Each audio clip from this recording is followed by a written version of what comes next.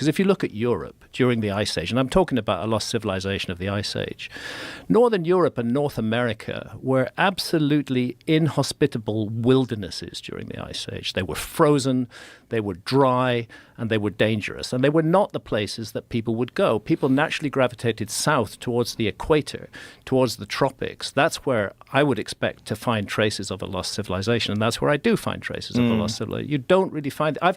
I've never reported anything about the UK, for example, in my books. We have Stonehenge, we have Avebury, we have these stone circles, but they're not old enough. That was the time when the UK started to get warmer, and it's the same with the rest of Northern Europe, and it's the same with the northern part of North America. You have to go down to the southern part of North America, you have to go into Mexico, you have to go into South America to really find an environment during the Ice Age that would have nurtured a high civilization. And there's a lot of speculation as to why they weren't able to cross the Bering landmass too, right? Well, again, this is an area where there has been a narrative that archaeology has sought to impose upon us. And this was called the Clovis first idea, that there was a people who archaeologists call the Clovis people. We don't know what they called themselves in North America.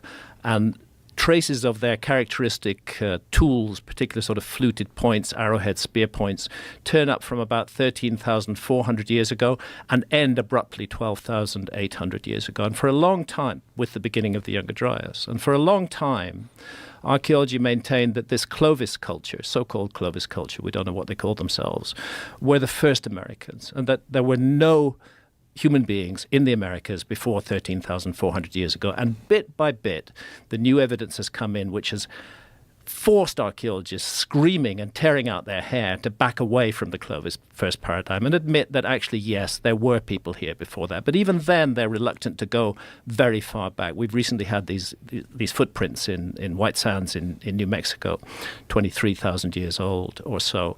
That's largely being accepted now. But there are much earlier dates. There's 130,000 years ago from the Cerruti Mastodon site near San Diego. The Sphinx is supposed to have been built 4,500 years ago, but as you know, Robert Schoch and I and many others are convinced the Sphinx is much, much older than that it goes back 12,000 plus years. And this is based on geological evidence of heavy rainfall, which is another interesting thing about the climate and the environment of that area, that we think of it as being desert, but at one point in time it wasn't. Well, this is one of the reasons why I'm so frustrated by archaeologists claiming that they can know there was no lost civilization when they've done so little work in the Sahara, when the Sahara was, in a number of occasions during the Ice Age, incredibly fertile. Very, very nurturing environment with huge river systems running through it and lakes. It's not disputed that that was the case. It was a kind of environment that would have nurtured human civilization. And we really can't write off the possibility of a lost civilization until we take a much closer, much more detailed look at the Sahara. Of course, that's expensive. And then Egypt itself is in the Sahara. Didn't they find fossilized whale bones in the Sahara? Yeah, that would go back a lot further. That would go back to millions of years, to a time when the oceans were different, perhaps even hundreds of millions of years. So Sahara at one point in time was an ocean? As many places were. Wow. Pretty much anywhere where you find limestone was once covered by ocean. The world has changed. The world is constantly changing. It's like one of those magic kids' toys where you pull a lever and it wipes out the diagram you just made. You know? Yeah. It just keeps on. The world keeps on recreating itself, and we human beings make our journey through this changing world, and we try to fix it and say this is how things were, this is how things will be, and it never cooperates with us on that. It's just incredibly fascinating that the timeline, when you go beyond the traditional timeline and you get back into where you and Robert Schoch have speculated the age of the Sphinx, now you're talking about a completely different environment of lush rainforest and many, many, many resources. Absolutely. We're talking about a completely different Sahara. And Schoch's kind of evidence is of 1,000 years of heavy rainfall. That's what the Sphinx bears witness to, that it was already there when the rains of the Younger Dryas, and the Younger Dryas affected the Sahara with heavy rainfall, just as further north it changed the climate and made it much colder. In the Sahara, it became much wetter. And it's that period of rains that are the most likely culprit for weathering the Sphinx in the way it is. But it could have stood there for thousands of years before that. There's also very clear evidence that the face in the Sphinx is much younger, right? No doubt about that whatsoever. The first problem is the ancient Egyptians were masters of proportion. The ancient Egyptian art is rightly world famous for its quality, and they didn't get things out of proportion. They wouldn't make that elementary error when they create this giant statue, carving it out of solid bedrock. But the head of the Sphinx is way too small in relation to the body. It looks like the head of a pin. It doesn't fit with that 270-foot long, 70-foot high body. It looks very much as though the Sphinx once had a much larger head. Can you show us a photo of it, Jamie? It's also much less weathered, right? And it's much less weathered. And this is, again, where Egyptology tries to attach the Sphinx to a particular period. Egyptology claims that's the face of Khafre, who was the successor to Khufu. It doesn't look like any known statues of Khafre that I can see, but is called the Nemes headdress. It's the classic headdress of an Egyptian pharaoh. Not, in my view, Khafre, but the headdress of an Egyptian pharaoh. But it's on a head that is way too small by comparison with the body. And both Schock and I and John Anthony West, Manu Seifzadeh, who's another excellent researcher in this field, we all feel that the Sphinx was almost certainly a complete lion at one point. It was a lion with a huge mane. And that head sticking up above the plateau got very heavily eroded. And by the time the ancient Egyptians inherited it, they decided to improve it a little bit, to cut down that heavily eroded head and put the head of a pharaoh on it. Does it have the same sort of sophisticated proportions where they're perfect left and right as some of the other statues do, which is another incredible mystery? That when they look at the measurements of these immense statues, somehow or another they're completely symmetrical on both left and right side. Completely symmetrical. I'm actually not sure whether that's the case with the Sphinx. But I wouldn't be surprised, because I have no doubt whatsoever that the head of the Great Sphinx was carved by the ancient Egyptians who made those statues. But the question is, what was it carved from?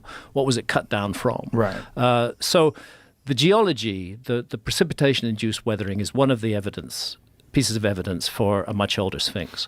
But the other thing is the astronomy, the fact that the Sphinx is an equinoctial marker. You know, if you stand looking due east at Giza or anywhere in the northern hemisphere on the spring equinox, there's 3 key moments of the year. 4, actually. There's the winter and summer solstice, and there's the equinoxes, the spring and fall equinoxes. On the summer solstice, the sun rises far to the north of east. On the winter solstice, it rises far to the south of east. But on the equinoxes, it aligns perfectly due east. And that's what the Sphinx is. It's aligned perfectly to due east, and it's gazing at the horizon. And then we come to this contentious issue of who discovered the zodiacal constellations. Because the Sphinx, 12,500 years ago, was gazing at dawn on the spring equinox at the constellation of Leo. In other words, this lion monument on the ground was looking at its own celestial counterpart in the sky. Egyptologists dismiss that. They say that nobody had any idea of the constellations until the Greeks. I think they're wrong. So astronomy and geology together combine to invite us to consider the possibility that the Sphinx may be much older than 4,500 years old. Right. I mean, I know you know that theory. Yeah. That Absolutely. is a crazy theory that sounds completely wackadoo. Mm-hmm. But then when you have it laid out to you, Christopher, what's his last name? Dunn. Christopher Dunn. I just had Dunn. him on my podcast a few weeks ago. I just had him a couple weeks ago, too. Yeah. I just had a brain fart. His depiction of the mechanisms that would be involved in turning this giant structure into some sort of a power plant, you hear about it and you go, wait a minute, whoa. Yeah, it makes a lot of sense. And him and I have very similar theories on how the power generation occurred. And I believe that the Nile, when it used to run up close to the pyramids, and the water would run underneath the pyramid, and that would create something called physiostatic electricity as it ran underneath that magnetized crystal granite. Those ions would pour up into the chamber, move up the grand gallery where there used to be resonating rods, where you can see the slots where the rods used to be. They're removed now, but the slots are still there. Then it would be pushed into the king's chamber where it would be amplified and some type of fusion would take place, then forced up through the apex, and then the crystal granite obelisks around the region would capture that ambient wireless electricity. And then if you had something called a JED, which looks like a Tesla coil, you can capture that energy and you can transfer it into a device for gold electroplating, for any other electrical tools you need, like some of the tools they had to have used to create some of these incredible works of art. We can see the tool mark, so we know they had the tools. But they had wireless electricity way back then. The interesting thing about the Amazon, Joe, is it's been grievously misunderstood over the years, and fortunately archaeology is beginning to come to terms with it. There was agriculture in the Amazon, going back a very long way, going back at least 10,000 years, maybe further. And we may have discussed this before, but there's this curious soil that exists in the Amazon that they call terra preta, or Amazonian dark earth. Recent investigations have shown without doubt that it's man-made and deliberately man-made, not an accidental result of refuse tips, but a deliberate attempt to make the Amazon fertile. And how do they know that it's deliberate? Because they find in it the same ingredients, and amongst those ingredients are always broken bits of ceramics. That's one of the odd things. They seem to be part of what makes it work. Really? Yeah. Ceramics mixed in there with dung, with human refuse, all deliberately put in there, not an accidental dung heap, but a place that human beings said, we're going to make this ground fertile, because rainforest soils are not particularly fertile. The fertility of the Amazon comes entirely from the fall of leaves onto the soil. It refertilizes itself. But to grow crops on the Amazon is a very different prospect. And this is where terra preta really comes into its own. And I've been standing in a pit with an archaeologist there, a terra preta pit, and you can see this beautiful, rich soil. And it is a mystery. It constantly replenishes itself. It never gets used up. Settlers seek out areas of terra preta. And it fits with this notion that no longer a notion, it's a fact, that there was a population of millions in the Amazon 10,000 years ago. And they were living a highly productive, sophisticated life. They were using agriculture. They also gardened the Amazon. The hyperdominant trees in the Amazon are all food-bearing trees. The Brazil nut tree, for example, which is a huge, tall tree, is a food-bearing tree. And they exist in far greater numbers than they should do if they developed naturally. Humans manipulated the Amazon and made it serve human needs thousands and thousands of years ago. And then we have these enormous structures that are appearing in the Amazon, which are being referred to as geoglyphs. They call them geoglyphs after the Nazca lines, actually. The Nazca lines in Peru are huge ground images, sometimes geometrical in form, sometimes showing animals or birds or spiders, other creatures, often actually showing Amazonian animals. But in the Brazilian Amazon, in the state of Acre, as a result of clearances of the Amazon that have been done for farming purposes, there's this rush to just cut the Amazon down and replace it with cattle ranches and soybean farms.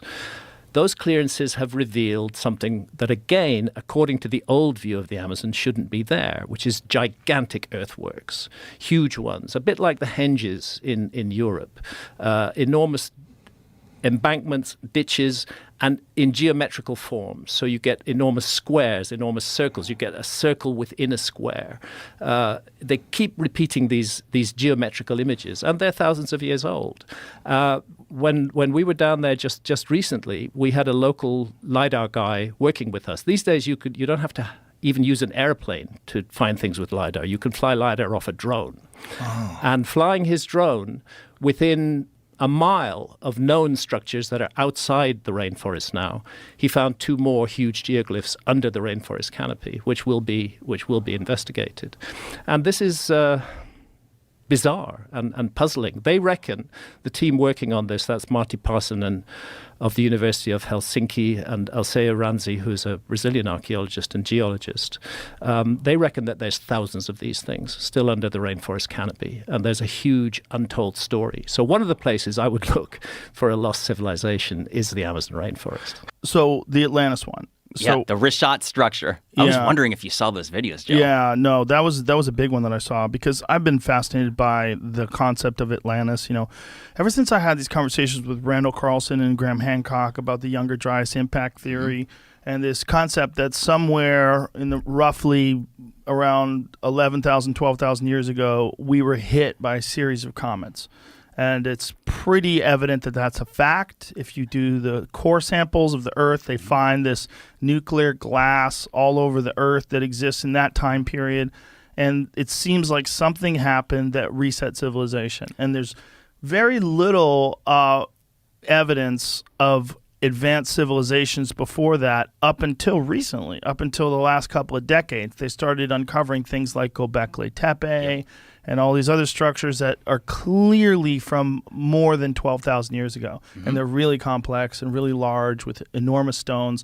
And it's sort of caused people to rethink the history of the Earth and the history of human civilizations. And Atlantis has always been the big one. That has been the one that everybody talked about, was this incredibly advanced civilization, and no one could figure out where it is. Right. Or if it was real. I think that Atlantis, because surely that wouldn't have been necessarily the name just through like the change of language, over, let's say, 12, 13,000 years ago, which would be the time frame.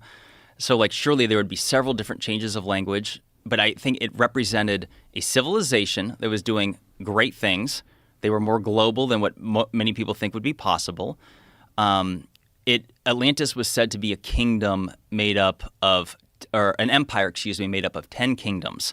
And then there was the lost city of Atlantis, which was the capital, which was said to be made up of concentric circles, 2 of water, 3 of land, and essentially that they were obliterated by a cataclysm as passed down by Plato, although it's worth mentioning that Plato got the story of Atlantis from Solon, who was his uncle separated by 6 generations. But what most people don't realize is that Solon had traveled to Egypt, and so it's the ancient Egyptians is where that tale comes from, which makes it even more bizarre because I would argue that the most spectacular ancient civilization is the Egyptians. I mean, no disrespect to the Romans. Hard to deny. Right? I mean, let me just say, because I want to, on this podcast, encourage people to travel to Egypt. Joe, you got to go. I really want to. A friend of mine just went, and she got back, and she was telling me incredible things about it. Jamie, will you pull up the photos of these concentric circles? Tell him. Yeah, the Rishat, R-I-C-H-A-T. It's worth mentioning he's that. got it already here. Yeah, in the first couple, I just want to say it's Rishat. I used to call it Rikhat. I was mispronouncing it. But let me ask you this, Joe, real quick. When you saw my video, was that the very first time you had ever seen this thing before? Yeah. That's the thing. So many. When I first saw this, I was like, what the fuck is that? By the way, you see that white? All those white blemishes? That's salt. This was under the ocean. And people, let me just say, you mentioned Randall Carlson and Graham Hancock. I love them. And I know for sure that they don't particularly think this is the site for a few different reasons. So let me say there's absolute doubt. Even I am not 100% certain. I'm not even 100% certain Atlantis existed. What I am certain is that humans were doing spectacular things and a cataclysmic event happened called the Younger Dryas and reset something for somebody. Is there a natural explanation for Yes. this formation? Yes. So let me say that it is considered to be mysterious. They're not 100% certain of it. However, the consensus is that it was a volcanic dome that had risen and collapsed multiple times, like 100 million years ago, allegedly. I say allegedly. I'm not necessarily disagreeing with that. I'm just saying I would like to know where sometimes they get these figures from. Like, explain to me why it was 100 million years ago and not 99 or 98, because here we are talking about how crazy things changed in just the last 12, 13,000 years. So when they throw around these numbers, 1 million years in itself is an incredibly long period of time. But getting back to your question, some had originally thought that maybe it was an impact site from an asteroid or perhaps, but there's no evidence for it. Like there's none of the nano. The problem is there's these concentric circles. Yeah. I've never seen anything. I mean, obviously I'm not an archaeologist, but I've never seen anything like this if you study structures that are like man-made structures, I've never seen anything like this that humans have made, but I've definitely never seen go to that one where your cursor's on, Jamie. Please. So is this? You want to see some? All right. What is this? What am we? Okay. Okay. One step at a time, because we also have to take into consideration that people are just listening. So kind of describe what we're looking at here. Okay. So what you're looking at is approximately 250 miles inland in the total barren desert of Mauritania, Africa. So But the Western this image Sahara. looks like, why is it blue? That's just showing you What it used to look like? No, this is what it looks like right now through, I forgot what you call this type of animation, but it's a satellite imagery that they enhanced in order for you to see the difference in elevation and the actual structure to itself. Okay, so like if there was water in this area, you would see it this way, that it would be these concentric circles that are raised above the water, and then the water would be inside of it like that. Well, just to clarify, this particular image, no, this is not trying to represent water. So that blue is actually picking up on salt. So Salt, all that was salt. But I mean, it used to be underwater, right? It's salt because it was underwater. that's what I believe, and that's what makes the most sense to me. Others will disagree, and let me tell you why. It is currently 1,300 feet above sea level. It's 250 miles inland. And so some people say this was never under the ocean, at least not for the last tens of millions of years, is what the scientists claim. I argue that since the salt is still there, and not only that, Jamie, if you go to the other images that show you more of the white, the one that you were previously on, the one to the middle to the left, right there. So those areas with the most white blemishes happen to be the areas that are the lowest in elevation, which to me tells me that saltwater had settled there. But not only that, Joe, Atlantis was said to be, like we said, multiple rings of, water and land. However, it was said to open to the sea to the south. And what you're looking at here, the south, so this is oriented north, south, east, and west. What do you see to the south? And especially if we could get another... This is a very flat area that looks like it's the lowest elevation. Like around it looks like it's higher. I mean, it's hard to tell from this image. Jamie, will you Google map it? Just type in... even if you went to Mauritania, so you could see this from space. Astronauts use it as a locator, and they weren't really familiar or aware of it until the Gemini missions in the early 1960s. So if you go to, if you just go to Google Earth, you'll be able to find this quite quickly. It stands out, and it's why they call it the Eye of Africa or the Eye of the Sahara. All right, so just pan out a little bit, and it'll provide us with keep going. All that white is salt. Archaeologists should not seek to isolate the story of Atlantis from other flood myths and traditions all around the world.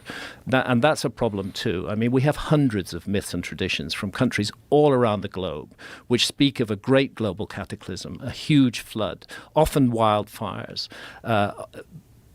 destruction of human beings and of animals, a few survivors who seek to restart civilization. It's a global story, not a single story told by Plato. And I mean, if you hear the same story from so many different cultures, at what point in time do you go, maybe there's something to this? I mean, it's just very strange to try to deny that. Again, we have this... Especially with the physical evidence. Yeah, especially with the physical evidence. And it's interesting with the physical evidence, like Göbekli Tepe, which is 11,600 years old. I mean, it used to be argued, Robert Schoch and John Anthony West's work on the Great Sphinx, suggesting that the Sphinx could be 12,000 plus years old.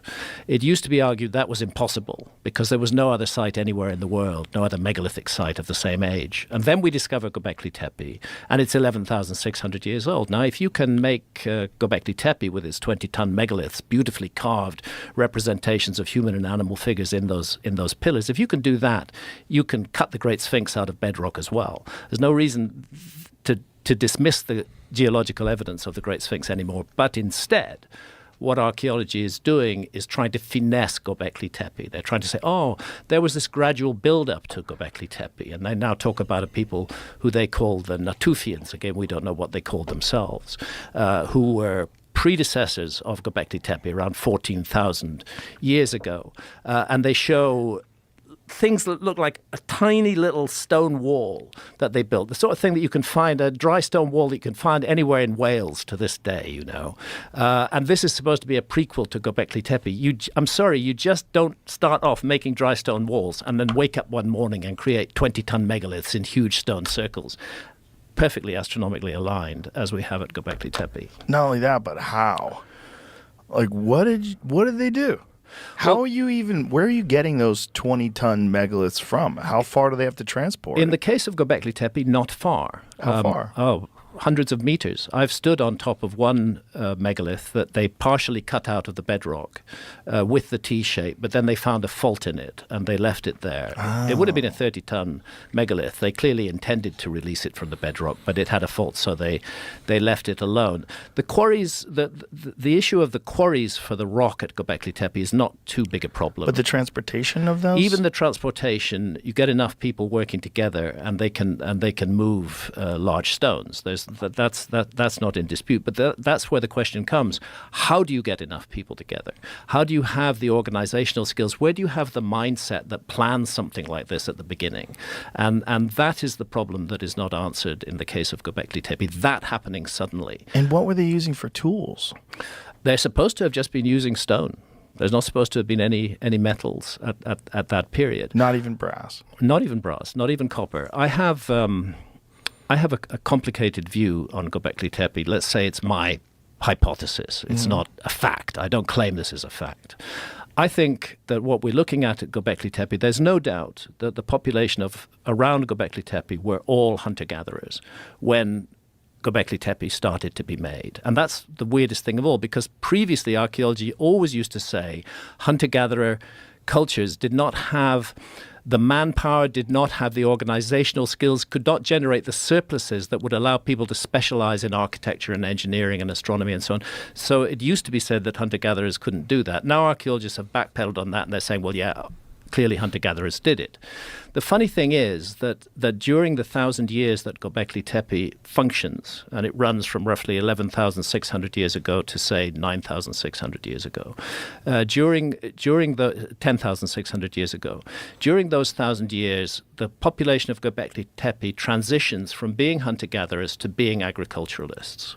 So we see two new ideas suddenly appearing at Göbekli Tepe: enormous megalithic architecture and a shift from hunter-gathering to agriculture. And what Göbekli Tepe looks like to me is a transfer of technology, that people who already knew how to work megalithic architecture and align it precisely to the risings of particular stars, for example, Sirius, came to Göbekli Tepe at a time of chaos and cataclysm in the world, and they sought to introduce a new way of thinking.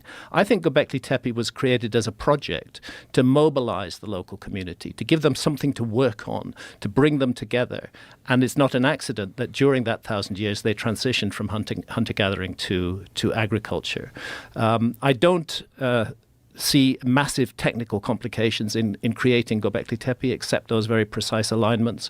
But what I do see is a sudden appearance of something that shouldn't have been there, and that requires explanation. Well, if you look at the tablets again, they talk about this war, right? And this war that occurred, there's a lot of wars, obviously, but this one particular war, it seems like the same one that damaged the area or the region of the Giza Plateau, also Mohenjo-Daro in the Indus Valley up there by Pakistan. And the reason why it's interesting is if you look at the war in the text and then go to those areas, it looks now almost you can begin to see, oh, wait a minute, it looks like war. Mohenjo-Daro, Indus Valley, the buildings turned to glass. The sand turned to glass, and the bodies are still laying in the street right now today, holding hands, never been scavenged by animals. So wait a minute, where is this? Mohenjo-Daro. Are there photos that we can look at? Oh, yeah, look it up. Mohenjo-Daro, Indus Valley, dead bodies still laying in the street thousands of years later. And nobody they just lay there? No one's covered them up? Nobody's covered them up. Yeah, when you put a Geiger counter over them, higher than background level radiation. Okay? Really? Yeah. But aren't stones higher than background level radiation? Some stones are. Some stones are, especially like diorite and crystal granite. But these bodies, these are just bones. How come they're higher than background level radiation? I can't wait to see this. Yeah. Why haven't I ever heard of this? Mohenjo-Daro, Mohen. There you go. Whoa! Yeah, this is evidence of a nuclear war or nuclear type of war. Go back to the war. other, that one there. That one's insane. Yeah, there's bodies that are sitting on the edge of steps next to their own buildings that they lived in. The building is turned to glass. That's 3,000 plus degree temperature weapons fire. So there's a bunch of people that seem to die all at once, just scattered around? Yeah. Now, what's the conventional explanation for how these people died? They have no idea. They have zero idea. The only thing that was just a couple, Jamie. Go to the other, just the Mohenjo-Daro mythical massacre. Yeah. So did they think it's a massacre? Is there any? Yeah, what if the guy's just laying there? Just laying there. And that building, those stones are vitrified, which means 3,000 plus degree temperature. Oh shit! What kind of, what could have caused that level of temperature, energetic release? Well, it could have been a low atmosphere asteroid. It could have been. I mean, just like that's possible. Tunguska. Yeah, it could have been a lot, but then their bones would have been splattered apart and broken up into pieces. Good call. Yeah, that's a good call. Yeah, because they don't seem to be broken apart. No, they're not broken apart. Right. That impact would have shattered the bones and spread them out over a great distance. But without impact, even if you just look at the one that burst in the atmosphere in Tunguska, it just flattened trees. Flattened everything. All the trees. I think it's some insane, like 1 million acres or something crazy. Yeah, it's incredible. So how those big was bodies the would have been Tunguska explosion? That one's, yeah, so those bodies would be toast because the trees were ripped apart. The buildings would have been flattened. The legs would have flown off. Right. There's no way they would just be laying there like that. Exactly. That's interesting. And they don't seem to be like chopped up. No. Did they have any evidence of stab wounds or anything on them? They don't have any evidence of any injury, of any kind of attack or any cutting or like swords or anything. They just all got cooked. Right. And then in the tablets it says that the evil wind moved over the land after they released these weapons. And then Enki goes to his father. Enki goes to his father Anu and says, "Hey, can you stop the evil wind?" Because he had fallen in love with some people, and down there.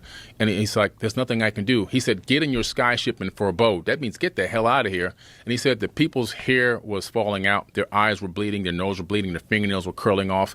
That sounds like radiation sickness. So do you think it's radiation sickness that did this to all these people, or was it an impact that did this to all these people? Nobody knows. Nobody knows. But they're not blown apart. Right. They're not blown apart. It seems like whatever struck or whatever energetic weapon it was, it could have been might not have been a weapon. Whatever it was, it seems like that shock wave reached them at some point, and whatever was in that wave just killed everybody. That's what it did. Yeah.